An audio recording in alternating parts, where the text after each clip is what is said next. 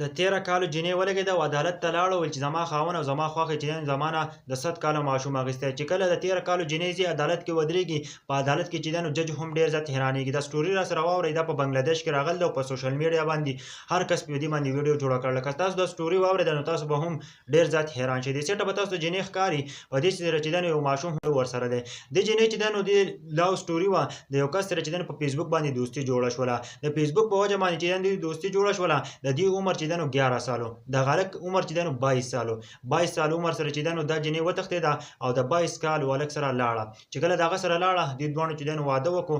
د واده نه پس چې د دې زندګي تېرېدله. د دې جینۍ چې دی نو یو ماشوم هم پیدا شو، د 7 میاشتو چې شو، د هغه نه پس خاوند لګي او دا جینۍ چې دی نو د کور نه راوباسي. دا چې کله د کور نه راوباسي، دا آخر کار لاړه شي د خپل مور پلار کره. چې خپل مور پلار کره لاړه شي، نو دې نه چې دی نو ماشوم اخیستی، دا په هغه پسې ډېره زیاته خفه وي. دا ځي عدالت ته او په عدالت کې چې دی نو هلته کمپلین کوي په خپل خاوند باندې.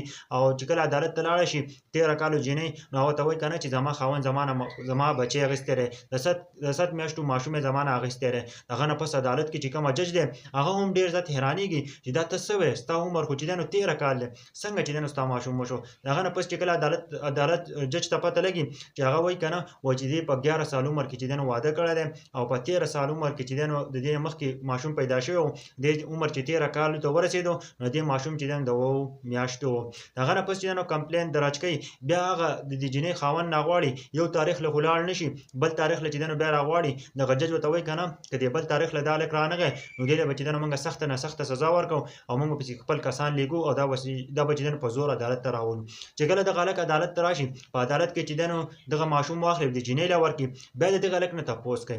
دغه هلک ورته وایي که نه، وایي دې زما سره واده کړی او زما سره تللې وه، د فیسبوک باندې زموږ دوستي جوړه شوې وه، زما سره بیا تللې وه، موږ واده کړی و، خو دې چې دی نو د بل کس سره هم لیړو، د هغه د وجې نه چې دی نو ما دې له چې دی نو د کور نه ویسته او دا ماشوم مې چې دی نو د دې نه واخیستلو. هغه عدالت لګي، هغه ماشوم چې دی نو د مور له ورکوي، وایي ځکه که نه چې دا ماشوم لا زوره وړوکی دی او دا به چې دی نو مور ته حواله کېږي. هغه آخر کار چې دی نو مور ته حواله کړي او بیا به تاسو چې دی نو ډېر زیات حیران شئ.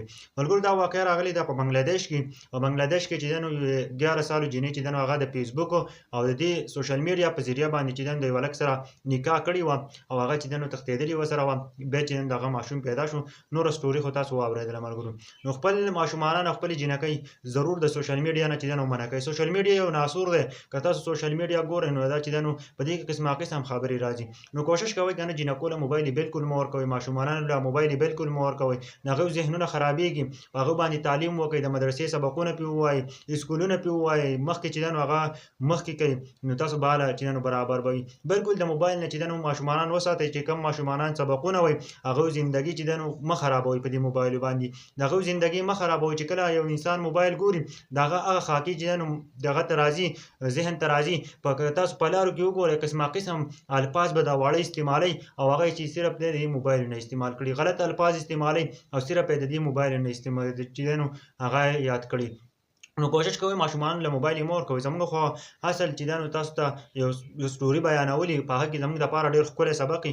نور ستاسو خپله مرضي ده، خو موبایل چې دی نو یو ناسور دی او یا سوشل میډیا ډېر خوشی کار دی چې سوشل میډیا استعمالوي ماشومان، نو دا ډېر خوشی کار دی او ډېر غلط کار دی چې واړه موبایل استعمالوي. نو زما دا ویډیو ټولو پښتنو ته ضرور ورسوئ. دا واقعه په بنګلادیش کې راغلې وه. په دې باره کې تاسو څه وایئ ښوونکي؟